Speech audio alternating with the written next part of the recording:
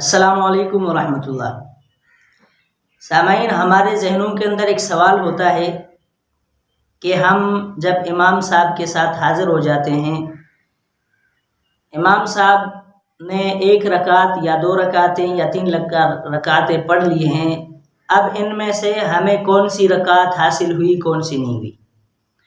تو اس کا حل اس طرح ہے کہ جب ہم حاضر ہو جائیں اور امام صاحب کے ساتھ رکوع حاصل کر لیں، یعنی اس رکعت کی رکوع کو حاصل کر لیں، رکوع ہم سے نہ چھوٹے، تو یہ رکعت ہمیں مل گئی ہے۔ اب اس رکعت کو ہمیں دوبارہ پڑھنے کی ضرورت نہیں ہے، اور اگر رکوع ہم سے چھوٹ جائے تو پھر یہ رکعت ہمیں مکمل ادا کرنی ہے۔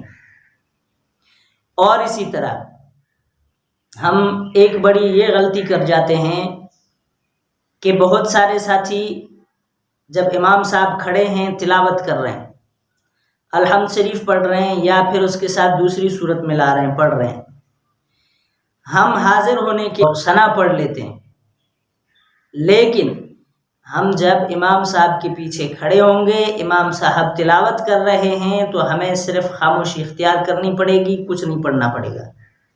اگر یہ ہماری پہلی رکعت ہے تو ہم سے ثنا چھوٹ گئی ہے، اس کا مسئلہ نہیں ہے، نماز ہو جائے گی۔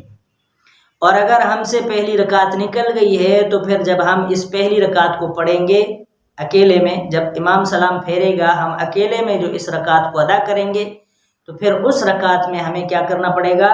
ثنا پڑھنی پڑے گی اور سورہ فاتحہ اور اس کے ساتھ سورت ملانی پڑے گی اور نماز پوری کرنی پڑے گی۔ تو امید ہے ساتھیوں کو بات سمجھ میں آئی ہوگی۔ شیئر کریں تاکہ یہ اسلامی معلومات ہمارے دوسرے بھائیوں تک پہنچ سکیں۔ السلام علیکم ورحمۃ اللہ وبرکاتہ۔